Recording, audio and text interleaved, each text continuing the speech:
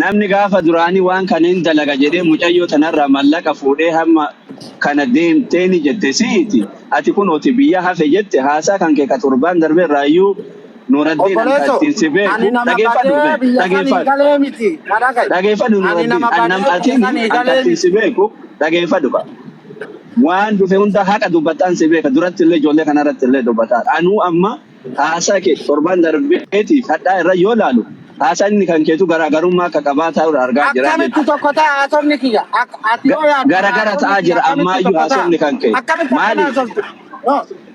No, sirrii bitiree sirrii dhugaa irra dhaabannee dubbanne. Sirrii namatti yoo dhufte abbaa gaafa ilmi namaa karaa haqaatiin dubbatee karaa haqaa didamte kallattii ilaalaal kallattii barbaadeen ofirraa dha'uu ni danda'a eenyullee yoo ta'e gaafa ani haqaan isinii dubbadhu sanuu biliivin goone arra akkamitti siiliqimsamuu danda'a waan jaalaasa. Akkaataan dura isin itti haasa'an kana ture. Dhageeffadhu gaafsanillee biliifsi godhaafu dhaabbadhee namni kun nama akkasiitiin si jedhe. Dhageeffadhu mana dhagaadhu. Yoo namni kun balleesse anatu irraa kafala jedhee nama responsibility kan kee fudhadhu. Ammallee irra dhaabbadhee kan si dubbataa jiru yoo ilaalaal Nuraddiin horiin baduu danda'a. Haqqi namni ilmee qabu tokko ilmee ofiitti dharaan hin galu horii dharaatiin hin galu. Horiin badee tokko hin jiru. Dhageeffadhu kana baasu obboleessa kiyya abbaa qaa rabbii kee yoo sodaatte jechuudha. Na dhagahi. Horiin badee tokko hin jiru. Horiin badee kaampaanii gaafachuun danda'ama dirqama eenyullee kana hin beeka bar. Namni achi keessa jirullee ol seenee dubbachuu danda'a. Ammallee deemanii qaama dhimmi ilaalutti dhaqanii himatuu danda'an. Maal imbaasii deemuu hin danda'anii? Har'a tiiktookii kanarratti ana na waamtanii na waamuu baattanii ol na garagalchitanii gan na garagalchitanii maal narraa hirrifta yoo sirnaan namni isinitti himuu kunoo namarraa fudhachuu hin dandeenye. Inde haati faate akkaataa kanaan yana aqonnoo hojii si godhadha. Anuma waliin naasoftu Nuraddiin kiyya anuma waliin naasamee. Dhugaan namni qaxxitaa dubbatu akka namni hattuu leebaa maaro waan barbaade yoo barreessitu taate cinqillaatii kiyyaan jiraadhaan. Nuraddiin anuma waliin naasamee malee dhageeffadhu. Tiiktookii kanarratti kallattiif mana murtii tiiktookiin jarana. Dhugaan dhugaadha sobni soba. Dubbadha yeesii kennameere. Abbaa murtii mee Nuraddiin waa gaafadha yeroo takka dhiifama wajjin. Ilaa Nuraddiin obboleettiin teenya kanaaf abbaa qaa dhiifama dhiira keessallee kana galcha akka obboleetti warra gastii kanarra jiru malee na dhagaye Nuraddiin ati furraa darbini obboleesso. Abbaa callisi gad. Nuraddiin dhageeffadhu mee wal dhageeffadhu. Obboleettiin teenya nama gochuu danda'u. Zim jettanii afaan bantan tiiktooki kanarraa akkuma nama kallattii furmaataa nama qabu. Obboleessa of hin dhaadessiniitti dhaabbadula. Haqa namaa fuutee haqa namaatu sirra jira ofirra hin dhaadessiniidhaati miti. Waraqaan galgalaa waraqattee faarsitu maal inni uf danda'u yoo taate uf danda'ee jiraata. Haqa namaa nyaatu namni uf danda'ee jiraatu. Na dhageeffadhu obboleessa. Abbaa murtii wanti isin gochuu qabdan mallaqa kana mucaa kanarraa isatti fuudhe. Itti gaafatamummaa isatu qaba. Badus tolus dhugaa jirtu lafoo qaba. Yookaan dhaqee haa gaafatu yookaan achi dhaqee haa gaafatu achi dhaqee ka kennachuu dandeettu maal gootisa kennatti jalqaba achi dhaquu hin dandeettu fuutee achi kennattee mi'a ergatti kennatte yoo badallee maqaa isaatiin bade yoo hojjetamee deebiillee maqaa isaatiin hojjetamee deebi itti gaafatamummaa namni qabu isa ka fuudhee kaampaanii san geesse malee abbaa biraatii miti achi hin qabin agaran yoo dhoggadde garasuu qabaa hin jiru obboleessa kiyya. Dhageeffadhu dheengadallee wanni inni dubbatu adii dubbatu hatta ammoo haasaa jijjiire malee adii gaafa isin dubbatan adiin isiniin ta'u jedhu ila sabboona boona na dhageeffadhu boona na dhagahi gaafa ilmi namaa kallattii sirrii isin dubbatu isiniin ta'uumi ani hojjechiisu dhabu maaliin beeyta boonaati. Ati kallattiidha wanni namatti dubbachuu jirtu daarektii hin jiru wanni jirreef maali eenyutu ati kafiila namaaf waraqaa godhi jee biyya san keessatti si kaaye takka kan lammata hoo ummanni kun akka oromummaatti si dhufanii kaampaanii teetiin yoo goone kaampaanii biraatti yoo gootu taate ati dallaala maallaqa irraa harkattu jira ijoollee maallaqa yookaan deebisuu yookaan godhu. Ani kaampaanii kana geessu wanni ati ittiin beektu jira. Aboo yaa dubbilaan olii qaqqabanii haqa namaa balleessuu dhiisa. maallaqa si kannite deebisi maallaqa deebisuu hojii hojjechiisuu fi nawali nasa ila akan man nama Toka maallaqa deebisuu mare hakamutayo ega deebisiisuu dandeesseet eenyu Hakamutayo wallahi deebisiisuu billahi silaan namni tokko naa wajji deemee bakka CID san naa wajji dhaqe warabbal Kaaba akka gaariitiin deebise ammoo ijoollee kana waan isin rakkina isaanii beektanii fi akka feetanitti lafarra adda deemtan mee namni tokko anaasi wajji dhaqaa jiru tikeeta muradheetiin dhufa mee namni tokko abarashiida anaasi wajji dhaqee Nuuraddiin Khasasaanaan jiru yoo wajjin hin dhayne wallahi ani intal haram maal taatan boo hay ni beektaa bar waan CID godhu akka gaarii asau fi tagabaran lakki dhiisi ati amma maqaa godhatteeti ammallee deebitee isaaniin oo akkana godhan oo akkas godhan lakki deebisuu godhu dubbiin Oromoon afaanti waliin ajandaa biraa walitti deebina mee jarana Munir ajandaa biraa dhiisi afaan takka qofa dubbatteeti waan takka qofa jechuun ni barbaada Nuuraddiin kiyya naa obsi na dhageeffadhu.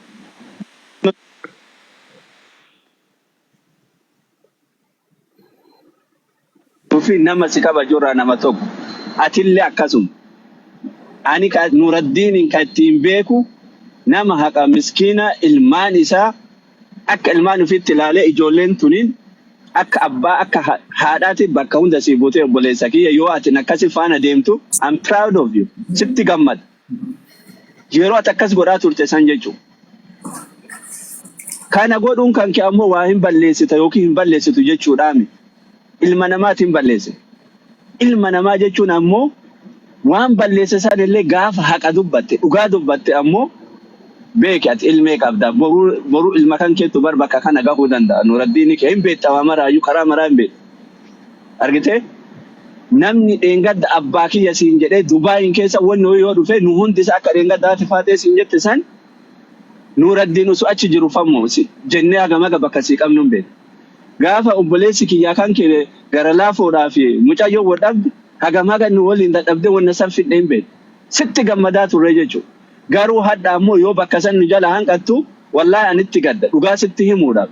Dheengadda gaafa mucayyoon tun waan kana kaaftee jedhu isaa miti anatu waan inni sirraa balleessisan bakka kan kee kan bu'ee siifixa siin jedhaa akkas ofirra kaadheeran. Ammallee an akkasuma jedheeti anatu waliin dubbata jedhaas ijoolleedhaanillee haadha faateetiin obsi jedheeni jechuudha. Kanaaf hatti takkela dhageeffadhu obboleessa kiyya. Hatti jirtu tokko yoo hin baafne taate dheengadda haasaatu. Taphachuun faayidaa qaba. Walitti taphachuudhaa miti akka nama miidiyaa yookiin fooloo waltajjii yoo kanallee hin beekne hin beekta wal beekna midhaasinee beektatillee anillee hin beekaa jechuudha.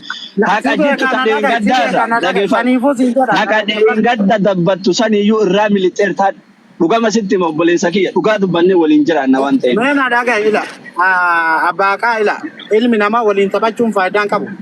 Haqa san dubbadha haqa san akkasitti. Ila engaddaa miti.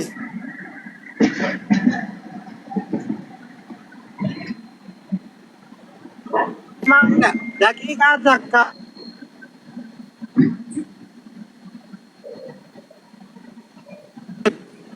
Amanuu yoo baattellee dhugaa abbaa baasa sii galee.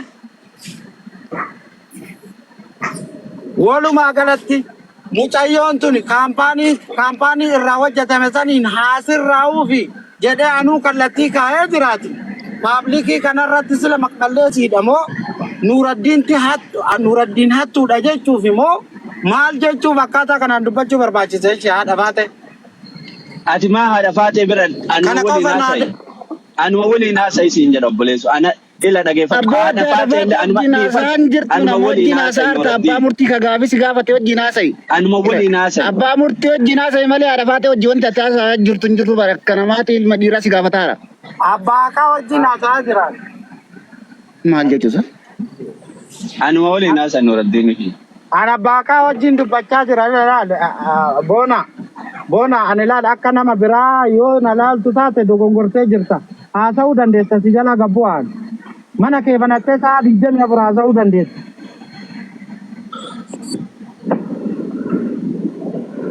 Si galee kanaaf abbaa kaa walumaa galatti ilmi namaa gaafa dhugaa dubbate gaafa haqa dubbate kanaas hattuudha jechuudha. ijoolleen tun erga maaf jijjiirtare yaada kan kee alanni kattiin si beeku nama haqa dubbatuun si beeka yaaduma gadda dubbate san maaf jijjiirte Nuuraddiin aariitu si jijjiirsise gadda haasaa nama guddaa no aariin na jijjiirsise tokko hin jiru haati faate akkaataa kanaan osoo an dhugaa itti dubbatu namni dhaqee waan kana aidiitu nuruuf hin jira kaampaaniillee dubbisee jira ammallee immoo namni dhaqeetiin aidii isaanii akka fudhatan godhu hin jira jedhee anuu itti dubbadhee jira maal akkaataa kanaan hattuu nama godhuu maaliif barbaachisa namni sun responsibility fudhata nama sa'aamaas fiduu dandeetta Nuuraddiin abbaa murtii qoy Nuuraddiin neenga daman nan jette dubbii dhiirti waan uffattee waan dubbattee duuti maan nan jette maaliif barbaachisa neenga dagastii keessa maan nan jette maal seenje anaafis rabbiifis maal seenti echi maal seenje an dhiirti waan jette maal seenje waan seenje dan beektaa dubbadhu ka obboleessa kiyya sanbata xiqqaa dhufaa naan jette maal godhuu qabdaa xumura dubbii piroomis naaf seentu maalii isin jedhe si gaafadhe dhageeffadhu kana baasii sanbata xiqqaa dhufaa naan jette eeyyet sanbata xiqqaa dhufaa wixata ammoo yoo arge ayidiisii hojjechiisuufi yoo dhabe mallaqa isii deebisuufi naan jette wixanni kaleessaa si eeggadhe maalirra geette jedhee deebi'ee si gaafadhe si gaafannaani boruutti dabarsee sagalee na dhageeffadha obboleessa kiyya na jedhaa si dubbataa jira bahadhan na dabarsi anis waan ani jedhan jedhin kaafoo dhageeffadhu kaa haddatti na dabarsite hadda ammoo waan ani jedhan deebiteetini lakkoofsa abbaa biraa fuutee natti kennite mallaqa muyyattii ka fuudhe si abbo namni dhugaa dubbate siniin ta'u jedhu akkanumatti haasaa gurbaasan wajjin haasa'ii deebistu amma abbaa murtii waan biraan gaafatan limitiin fedhu argitanii limitiin fedhu limitii barbaadanii mallaqa muyyattii deebisii jedhani aayidii muyyattiif hojjechiisu gadalii haa galu haqa muyyattii ta nyaatte osoo fayyaa qabdu dhibamtee siree irratti sitti hin kennine rakkattee irraan fuune osoo fayyaa qabdu osoo dalagachuu haqa muyyattii ta fuute deebisii jedhani bas haqa muyyattii ta fuudhe haa deebisu turrii 7,000 muyyattii nyaatte qofa deebisi an ofirra taree ila nama ofirra taree si jiraachisuu danda'u jechuudha. Daayipariin ati bitaanii jirtu haqa miskiinaatiin. Daayipariin wallaahi billaahi mootii hunduu yaadu dandeettii bituu dandeettii haqa miskiinaatiin bitaa jirtan. Haqa miskiinaa deebisu obboleessa kiyya. iyyiin saba barbaade ila iyyuu Haqa dandeessa. miskiinaa deebisi si jedha bar. Anaa si kaayee duuba keettee ilaalu si kaayeetiini asi kaayee narraa nama haganaatiin si daawwachiisuu kiyyaafuu alhamdulillah jettee suyyuu dabbuu qabda deemteetiin asi kaayee sirraa haasa'uu kiyyaafuu jechuudha. Sila sirraa hin haasa'u nama kabajaa qabu jedhee si wajji haasa'e sila. Nama kabajaa qabu jedhee si wajji haasa'e teessoo siin hin malle si kaayee jechuudha. Kanaafuu haqa miskiinaa deebisi. Kabajaa si ofirraa kanaaf. Awitti. Seeraan na gaafachuu qaban jira. Seera maal qabdaan seeraan si gaafatan. Hattuudha moo naan jechuudhaaf hima hattuudha. Haqa nama ji'a qabattee teettu hattuudha ati anas siin jedhaa bara hattuudha dhallee tanan borullee taanaan. Isin yoo si dhiba jechuu dandeetta garuu waan tokko Dijjami usu hattuu ta'uu baattee haqa miskiinaa keessa gadi kaastee xiyyaara hin yaabbattu. waan tokko narraa ibsuu hin dandeetta xiyyaara hin yaabbattu. waan tokko Ni beektaa min gaafa mucayyoo kokkeen dhootee isin dandeemtee dandeetti bar nama sagalee naqabee namichi bineessaa naan jedhe jira bar namichi bineessaa. Wanni dubartii deemuun mallaqa dubartii nyaachuufi ta mataan hiikkatee dusatu nama arabaa irratti natu deema wanni gara huccuu dubartii jenna deemuufi mallaqa dubartii nyaachuufi naan jedhe namichi bineensaa mallaqa dubartii nyaachuuf hudduu beeraa jala deemaa naan jedhanii asiin dura jechuudha sagalee naa qabanii jechuudha gaafa muyyattii kokkeen dhoote ati fuutee na fidde bar warri keessa kan keetiif keesii kan kee beekuu jechuudha. Bakka siin malle sii kaanii baabaa Nuuraddiin jedhanii beerri maqaa si baafteetiin teessoo siif hin kennine sii kananii baadhatanii siin deemanii jechuudha akka wannootitti jechuudha. Haawwanti siin malle sii dhaabanii jechuudha. Kanaaf haqa miskiinaa hin deebistamoo hin deebistu. Hin deebistu taanaan akkasitti si beennaa jechuudha. Maal birrii 7,000 wayii duutiin ni dalagattillee eebbisanii illee gadhisanii dalagadhullee ni dalagatti mucattiin. Nama fayyaa qabu hojjetattee fiduu dandeetti. Isiin birriin finne birriitu isiitu birrii fide malee birriin isiin finne jechuudha. Ati dubartiin gatteetteetiin akka dubartiitti waan dubartiin nyaattee jechuudha. Isiin ammoo akka dhiiraatti dalagattee boru fiduu dandeetti yoo fayyaa qabaatte. Akkamitti ati dhiira sadiran raafate taateetiin dhiira dhaabatee fincaanu taatee haqa miskiinaatiin kaatee gara biyyaa galtaate. Feelingii akkamitti ati arrabaraa eegamte nadagay feelingii akkamitti si dhaga'e haqa miskiinaatiin xiyyaara yaabbattee gara biyyaa galtee hin bashannantu. Hin deebi'anaan jette Maafi dhufini. Maal abbo an sodaa kan keeti immoo akamucayyoo nyaachuuf osoo hin taane waan itti nafe eenyullee Obboleessa akkami deebi'a? Dubaayitti maan deebi? Maaf hin deebin Dubaayitti? Maa Dubaay hin badean?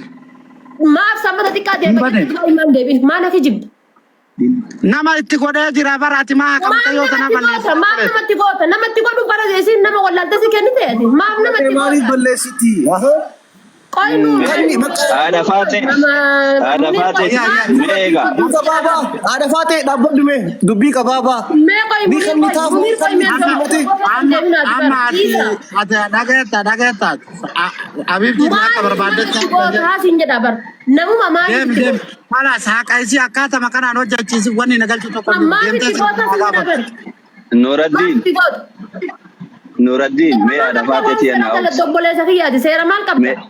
mee na ofi. Ayi gara biyyaatti hin galte waraqata siin kolfattee gara biyyaatti seera maal qabdaati? Haadha Faatee ani fi Maal dalattee seera maal qabdaati? namni ati itti dubbatu ana ta'uu beeka sitti ma. Dhalte gettu san jechuudha. Ati kaayiroo keessa taa'ii mana yaalaati ati baastee sin beeku na bira hin jiru seef fakkaate wannan kan kee. Gasii obseetiin haa ta'u namni meebii gadoo namarraa qabuuf namaan jechuu danda'a jedheetiin si obse ammoo jechuudha tokko namaan jechuun gadoo nama qabu dhibbi namaan jechuun amala abbaan qabu jettee Oromoo gizee mammaattu amalli kan kee hattuudha hannaan jiraatta hannaan borcii baafte haqa miskiinaan deebistamoo hin deebistu. Mee naa kennu hin deebiin Nuraddiin. Barbaadanirraa haasa'uu dandanii akkas ta'uu dandanii eeg hin deemin eegme Nuraddiin dhaabbadhu seeraan gaafata malee Haadha Faatee lolillee waan inni haasaa argaan jirtan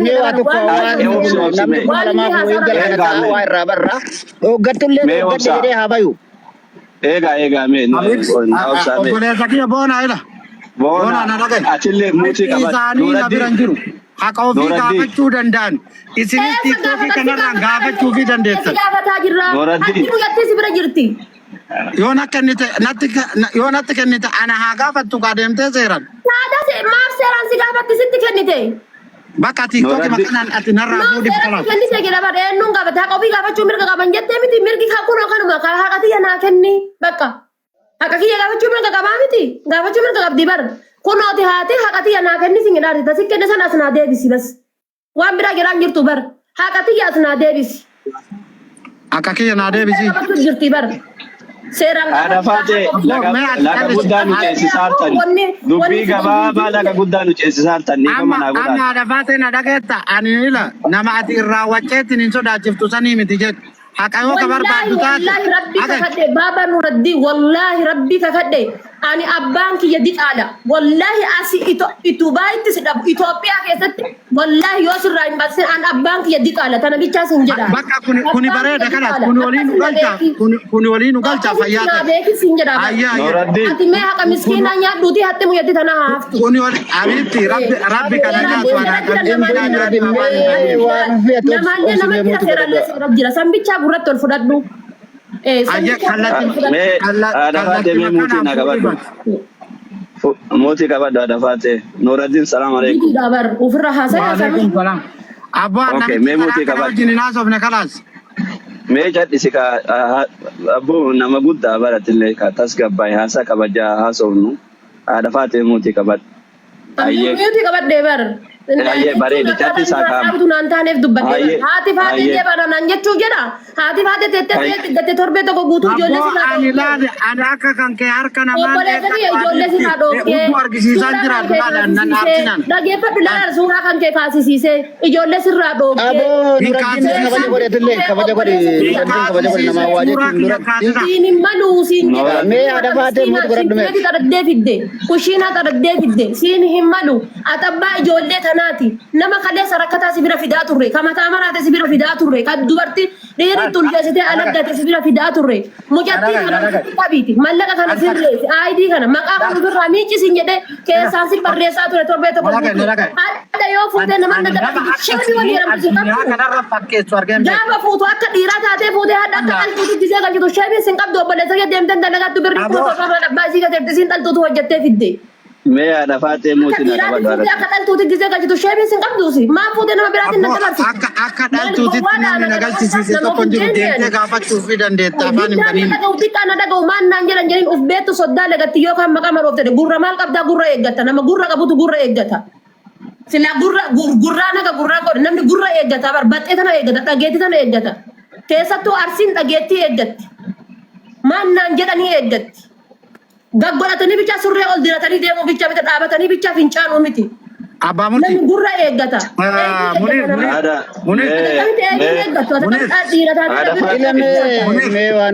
Dhugaadha dubbiin nama arsiti mee waan gaafanna uummata 2,500 Buutii qaba. dhugaa qabdaa dhugaadha dubbiin nama